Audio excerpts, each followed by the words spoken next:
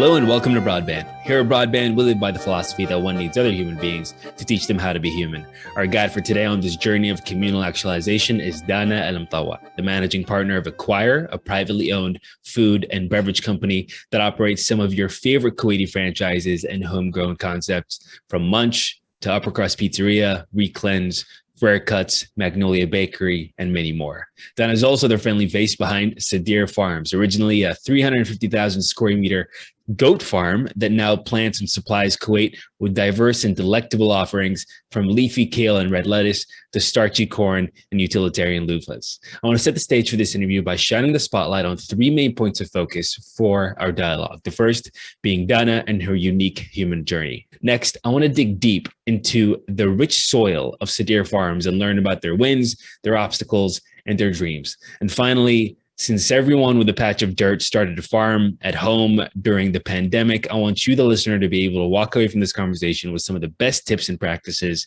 to apply to your own post-pandemic home, farms, and green projects. Without further ado, hello, Dana. How are you? I'm very good. Thank you for having me today. I'm really excited. It's my first podcast. Oh, thank you for joining. And I'm so glad that we can be a part of your podcast journey. Thanks so much for joining. I really appreciate it. And so, okay, since this is your first podcast, let's talk a little bit about the beginning, the genesis of Dana in the food and beverage world. So knowing Kuwait, and for the listeners that are not very familiar, our culture values a very select group of vocations. In many cases, parents try to convince their children to pursue a medical career or to be a lawyer or an engineer, or you risk kind of a lifetime of guilt trips and I told you so's. Were you encouraged to pursue one of the quote unquote acceptable career paths before participating in the food and beverage scene? Yes, for sure. Our family business is contracting. So my dad asked me to go into interior design when I first started college. And I did. I committed to 2 years, which is a long time for me, before I decided to actually go into political science. And then after that, from political science to food was an actual interesting jump that happened 7 or 8 years after working in political science. We were a bunch of friends from the States. We were all together at NUKS, National Union of Kuwaiti Students, Ittihad Talabat America. And we started a company together in Kuwait. And the idea was we were going to start fundraising for campaigns. And slowly we realized Kuwait was not ready to do that. And we said, okay, we have a company. We started it. We have the partners. Why don't we open up a restaurant? And that was the beginning. That's insane. From super packs to a phenomenal kind of restaurant business, or I would say maybe like a company. Is that how Acquire started? Exactly. Acquire started out as a fundraising company. And after that, we opened up Munch in Dana Al Salem. That's amazing. That's fantastic. So, okay, so I take it that it wasn't always your vision to kind of be in the food and beverage world, but what was that conversation between you and your best friends and trying to say, hey, why not? I mean, Kuwait's not ready for the political aspect of fundraising, but maybe we can sell some food in the process. So the way the conversation happened was literally, so if we can't fundraise officially, how about we have events where we can fundraise through? Then we said, okay, so then we should have a location where we can do it, because you cannot back then legally rent a space and have an event and sell tickets to. So what if we had our own restaurant and we used to bring in artists? That was the idea. It never actually happened. So we'd bring in artists from Lebanon, for example, and that fundraising would go towards a campaign in Lebanon. So that was the idea. So if we owned the restaurant, then we would be able to bring in the artists. And from there, we'd be able to continue with fundraising. Location didn't work out. We realized we needed a much bigger space. We would need stages. We would need all of that. But the food development process had already started. So we just continued with that idea and left the fundraising aside. That's phenomenal. And I know that is part of another one of Acquire's franchises here in Kuwait with Relevance. One of your aha moments came from when you were sourcing kale and then you said, hey, why don't we plant this ourselves? So talk to us a little bit about how that happened. So my partner, Fahad Sultan in Relevance, the idea of the cleanse is that you join us for between 3 to 5 days and you don't eat anything. All you do is you drink juice. And the main ingredient that you need in those juices has to be kale. And kale went from being the garnish of turkey, where it was like super dirt cheap, to becoming the most expensive antioxidant, the most nutrient greens available in like literally 15 years in the States. So what happened when kale became, the super greenhouse, was the prices skyrocketed, and we would only find it probably once or twice a week being brought in from California and Sultan Center. So we used to buy it for the juices. There was no suppliers bringing it in. There was just that one Salmiya branch, if I'm not mistaken, Sultan Center, and it was 7.5 kd a kilo.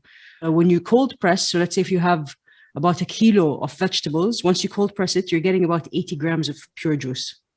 So can you imagine that? So we realized it's not possible. We can't, obviously sustain it. We had to find another way. So Fahad was like, let's try growing kale.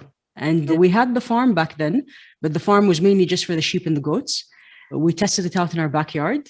It did fantastically well, continued with us almost till August, which is like unheard of for vegetables to last that long. So that was literally the aha moment when we said, okay, so we can grow kale. Why aren't we growing anything else? It only made more sense. The same way when we travel, we get jet lag. That happens to your vegetables. Let's just cut the whole process and start growing everything right here in Kuwait. And we went through the list. What's our second most used item in the ingredients? It was beetroots. Then it was carrots. Then we realized, we need celery with the whole celery cleanse that's happening now. And obviously, being that the seasons don't allow us to have it all year round. So in the summers, we'll switch to maintaining the citrus. In the winter, we have, all the nice hearty green vegetables and leafy greens that come out. And we're just trying to figure out the seasons to make sure that we don't disconnect from what we have always available for the juices. Yeah. And so your journey is so interesting. So from, fundraising for political aspirations to creating a food group to becoming one of the full-fledged farmers here in Kuwait. Talk to us about how farmers are actually viewed in Kuwait. And I mean, you said in the very beginning, the farm was a family farm. And for the most part, it was just for, livestock, for sheep and goats. So how are farmers actually viewed in Kuwait? Well, I mean, I'm sure most people have seen it driving down into any of the farming zones in Kuwait, whether it be Wafra or whether it be Abdili. Lots of large spaces, very empty. So unfortunately, the system of getting a farm and creating a farm and building a farm and being able to grow in it hasn't really kicked off in Kuwait the way it should be. Because unfortunately, most of the people that do have farms, I would consider them to be more like hobby farmers.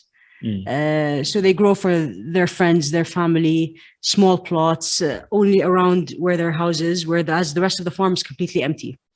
So trying to figure out ways where, okay, we have the land, but we don't have the infrastructure of being able to run such a large land with enough water. We don't have enough rain. It gets really hot. Everything dies out in the summer. How can you create a farm where everyone can come visit and see and have it green throughout the year as much as you can, and still being able to maintain it during this time? And it wasn't easy. So I don't blame a lot of the farmers in Kuwait who are not been able to do it. It's not easy at all. It's a full-time commitment. I'm seeing a new trend happening, and I'm sure you are too. I'm seeing a lot of people going back, and maybe Corona did this. They're investing in their farms again. Hydroponics is coming into Kuwait with the big demand. I'm seeing a lot of new greenhouses being built in that area.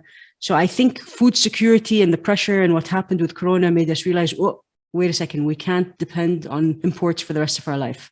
So slowly, there are changes happening. And I hope that we see it, eventually where that all farmers are forced to use their property. And what you just said is a perfect segue into my next question, because when I was doing my research before this interview, I learned that the UN's Food and Agriculture Organization estimates that Kuwait has around 3,000 farms across the country, with most farms not relied on for economic returns, like you mentioned, hobby farmers. And a lot of these farms aren't seen or used for a main source of income. So it seems that Kuwait's farming culture is actually one of subsidized leisure rather than intense production. And so how can we, I mean, you mentioned that it was very difficult for these farmers to actually go in and be productive, but how can we improve the system to be more productive?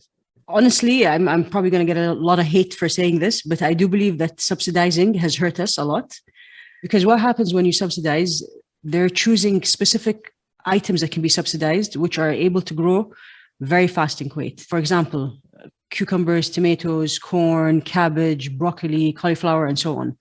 But they don't give you any specifications of the size of how it has to be grown and how it has to be sold. So if I'm being subsidized by a carton by weight, what do I end up doing? Not us, but what does the farmer end up doing? They overgrow the cucumbers to the point where they're not tasty anymore.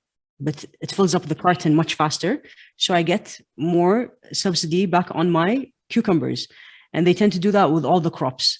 And when we all know that some crops actually taste a lot better when they're just coming out or just budding, or, like baby cucumbers when they're in season, no one would ever think about doing it. Baby carrots, no one would ever think about doing it. Mini cauliflower heads, no way.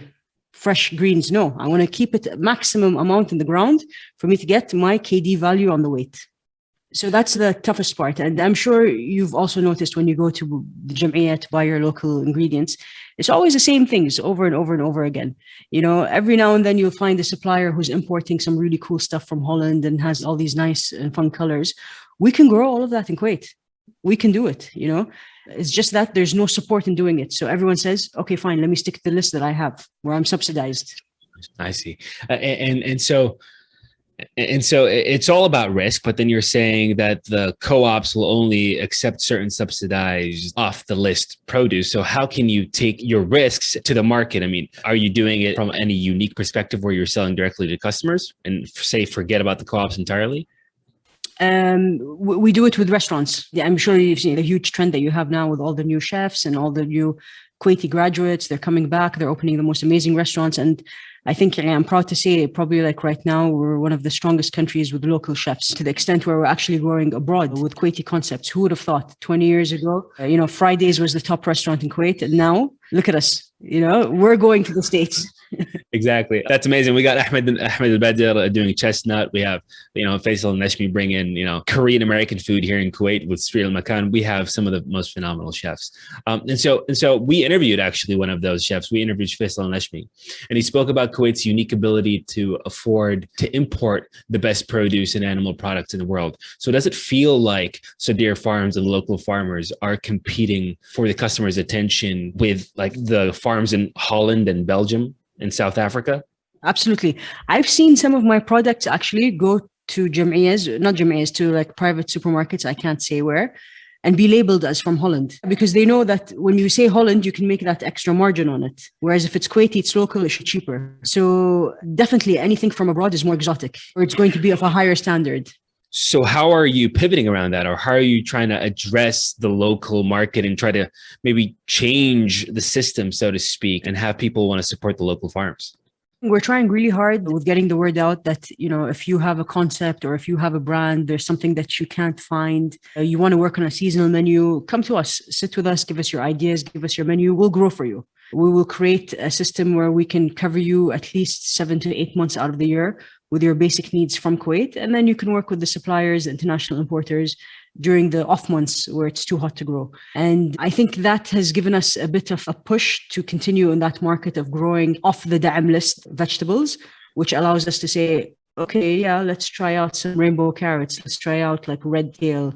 Let's try out like spotted lettuce, all the stuff that you wouldn't think about even seeing in Kuwait. And, it's working with chefs like Faisal, Ahmed, Chef Mimi. All of them come to us, like Mimi, when she was opening up her restaurant, she needed a bunch of like ingredients that she'll never find in Kuwait. And I was like, they're going to be too hard to grow, stick to a supplier. I'm telling you from now, some stuff would not work. You have like Chef Rakan, who was opening up a Mexican restaurant, needed Mexican peppers. I was like, great, we can do that for you. Peppers do really well in Kuwait. We can support you. So there's this active engagement with the local culinary scene, and there's this collaboration, and you're calibrating your produce based on that collaboration. And do you see this kind of active dialogue being something that's going to grow within the foreseeable future? And what is some of the technology that you need to maybe invest in so that you can start producing and supplying even on the off months? It's interesting when we're eating at home, we know the source of everything that we're eating. When you go to the Jam'iyah, you pick up a packet of labna, you're checking if it's from Lebanon or if it's Turkey or if it's a brand that you like. But we don't do that with fruits and vegetables for some reason. We just see it. We don't even bother asking where it's from. So this dialogue that's happening now with chefs and what's happening now with also consumers is, I want to know the source of my ingredients. I want to know who the person is behind it that's growing it. I want to make sure that it's done in the right way. Is it being sprayed? Is it not? Is it NGM? Is it a GMO? Is it organic? These are the questions that we really have to start asking. And this comes with awareness. And I think this awareness happened with the internet, obviously, with the access of everyone having a phone in their hand. makes you able to ask a question, having an Instagram account. Oh, let me shoot out a message. Hey, is your kale organic? My mom, can only eat organic kale. And these conversations that we have back and forth that makes you realize, okay, I need to start changing my target and changing my audience to figure out what they want, what they need. As for technology, this is probably one of the toughest things, is trying to get a lot of other farmers on board also with us. Because I think, if we were to compare international farming to Kuwait, we're probably still in the 80s in the sense where everything's quite manual. We still rely on individuals to plant the seeds, to harvest the crops. The machinery is used, unless it's one of those hydroponic farms. So, but the investment is high. Keep that in mind. Hey guys, this is the part of the podcast where people usually tell you to buy this product or subscribe to this service, but we don't have any sponsors yet. So we'll sell ourselves instead.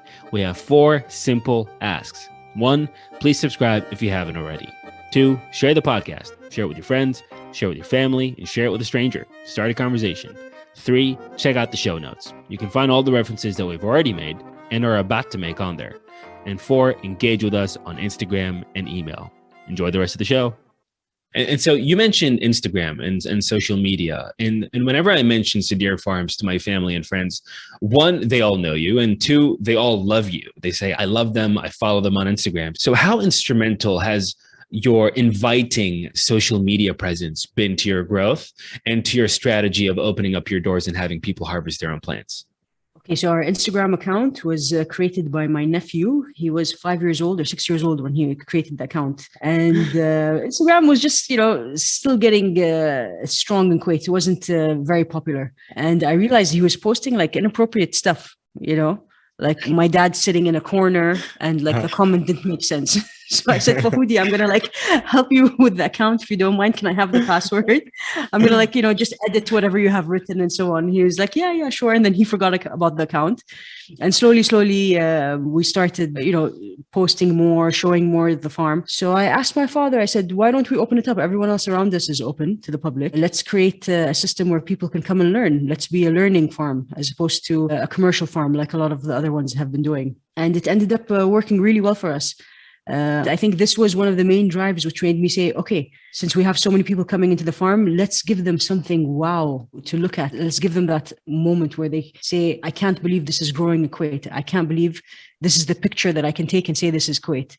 And I think people need that space to just let go and forget about the world and just walk around and be surrounded by nature, which we don't have in Kuwait, unfortunately. And I think that's the beauty of the farm. When you're there, there's nothing really built up. It's quite simple. It's just you and the greenery. And maybe that was the key. Yeah. And Alain de Botton said something very intriguing about art and the masses' favorite kind of arts. And it's usually, it's usually of open spaces, of nature, of a lake or something. People want that, placid feeling that they can get from Sadeer Farms. And so that is, I guess, a phenomenal strategy that you've implemented is opening up your doors and educating the people and having them walk around and feel at peace. But you've also offered other solutions. So how does Sadeer Farms position itself to stay relevant in the public conversation season after season? So I have a goal every year to bring in 5 new items that have never been seen in Kuwait or very hard to grow in Kuwait and are impossible to grow in our climate. And I think that's what makes us relevant, and people want to keep coming back to us and checking our pages like, oh, what are they up to? Our last one was popcorn. So we decided to have quality popcorn, which is, I don't think you've heard of that happening in the region anywhere. I mean, we don't make money off it. We lose a lot of money because the corn has to stay 8 months in the ground. But it's one of those things where yes, we can do it. We can find a way to make it happen. So our next venture is dragon fruit. Dragon fruit. Okay. So this kind of brings me to a series of questions about exotic fruits and vegetables, knowing that we have such a very hot and harsh environment. But how much research goes into selecting the right crops and ensuring that they'll thrive in our hot and harsh environment? With us, a lot of research, and a lot of areas and properties have actually never even germinated because we've bought the wrong seeds and they just don't work with our climate. And I prefer not to use the seeds that are available in the market in Kuwait because most of them are GMO and they're pushed by big companies without, seeing the names. But if you Google into them, they're all owned by Monsanto. They're smaller companies in this region that no one knows of. But if you do your research, you realize that. So I tend to buy my seeds from abroad. And this year, what I'm aiming to do is actually try and save seeds. So this will be our second year where we save seeds and we replant them again. And if you can get fourth generation seeds grown in Kuwait, then you can say, yes, these will work with our climate and they will have no issues with what's happening. So this season we'll be going into third generation. I see. So essentially what you're doing is you're creating an evolved and adapted seed. I mean, through generations and generations. Oh, okay. So it's literally, it's kind of genetic modification. You're kind of just doing it in an organic fashion. Naturally. Yeah, that's amazing. All right. So you mentioned earlier about how during the pandemic, there was a certain amount of food waste, specifically when the food went to the market and couldn't go back. This is something that we saw on a global scale. A New York Times article reported that U.S. farmers were burying or plowing back into the soil perfectly good produce that didn't sell. What is Sadeer Farm's strategy to address food waste? And what happens to the produce that doesn't sell? Being a sustainable farm means that you're able to take care of your waste internally. So the amount of sheep and goats that we have and the ducks, the chickens and so on, we literally shred it down and add it to their feed. So nothing goes to waste. Obviously, when we have extra amounts, it always goes towards charities and so on. But we're able to control it internally usually where nothing goes to waste. Even with our juices, with our cold pressed juices, we press about 100 kilos of vegetables and fruits per day. So that all the fibers get sent back to the farm and those fibers go towards the chicken and the ducks. So there's zero waste happening. If we have enough extra, we break it down, we turn it into compost. So there's many levels of getting rid of all your extra waste. But there are a lot of people in need. And, whenever we do have it, I'd rather give it to people in need before it goes to the sheep and the goats and all the other farm animals. I love that. I mean, you talk about spending money to create cool logos and very aesthetically pleasing branding, but I think your brand is your huge heart and your collective mentality and your community first attitude. So that is absolutely phenomenal. And okay, so tackling food security on a national level might be a tall order. You're certainly working on tackling this problem as well as your colleagues, but our listeners can address personal food security at home with home gardens and indoor farming. So what tips and best practices can you share with our listeners who want to develop a green thumb, so to speak? So I think herbs are your first step to any gardener. And it's probably one of the things that you use the most on your everyday life with salads and so on. I would recommend everyone start with an herb garden. And then, of course, something that everyone eats in Kuwait, arugula. That's your next step. Super easy.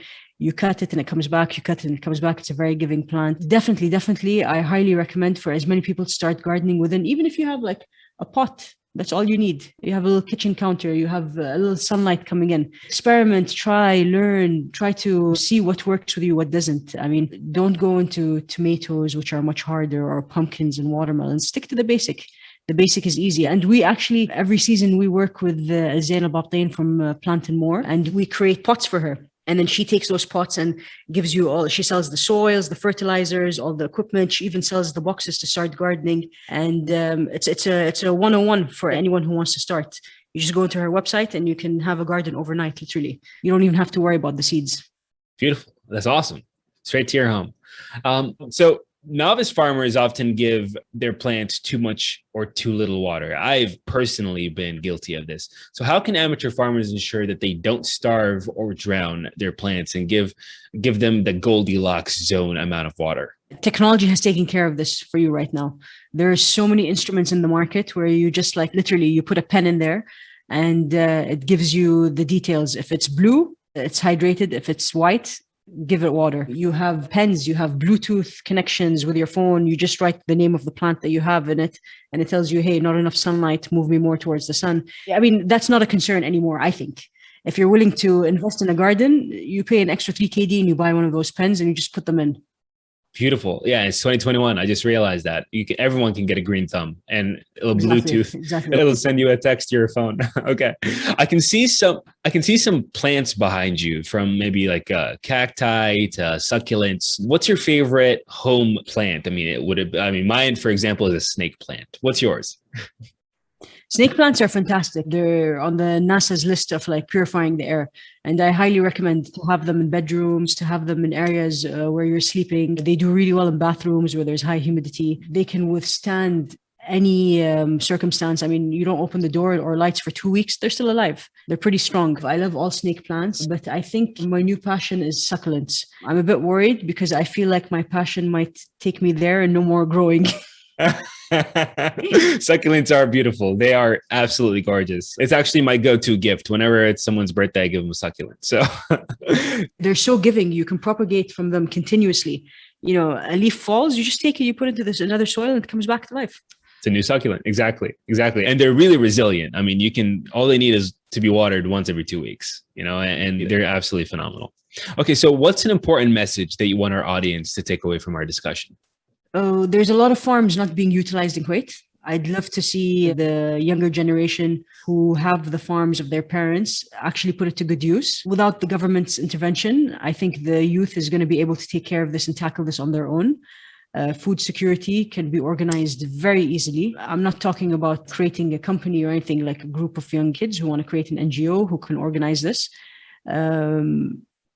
I really hope to see a greener Abdili and Wafra when driving in. And I know it can happen because this generation is able to do anything that they want. They're educated. They have technology in their hands. They can take a picture of a plant and figure out what it was, which was not available to our fathers. And it's ready. The land's ready for them. They have everything they want from the government. They have to start growing them. Beautiful. So it's a lot easier than you think it is. I mean, a lot of people kind of put all these mental roadblocks and obstacles that don't need to be there. If you have a dream, doesn't necessarily have to be farming related. If you have a dream, just take the first step. You've already mentioned that before, and I love that. How can we support you personally, Dana and Ikil and Sadeer Farms and Acquire? How can we support you? I want you to support all farmers, not only us. As many people as possible to hear this and realize a lot of farms are not doing well in Kuwait. They're on the brink of closing down, or they're just going to stop watering their greenhouses because it doesn't make sense for them to continue to just keep pumping in money and it's going to waste. Support your local farmer, find out how you can reach out to them, help them out, buy products from them. I think we're at a stage where all restaurants have to be working with farms. It makes no sense to offer something to your clients when you can get something that's 100% Kuwaiti and local, and you know where it's coming from. Why are you buying from abroad? Stay local. Beautiful. Dana, thank you so much for sharing your insights and changing our paradigms and expanding our thoughts on the farming world. Really appreciate having you on here, and I'm glad that I could be your first podcast experience. Thank you. Thank you for having me. And I've never experienced this. I love it. So I'm going to ask you to have more podcasts with me. Oh my goodness. I mean, that would be an absolute pleasure. So thank you so much for joining, and we appreciate having you on here. Thank you. This podcast would not be possible without your support. So please subscribe to our podcast, share it with your friends and family, check out the show notes for any references made, and engage with us on Instagram and email. Thank you.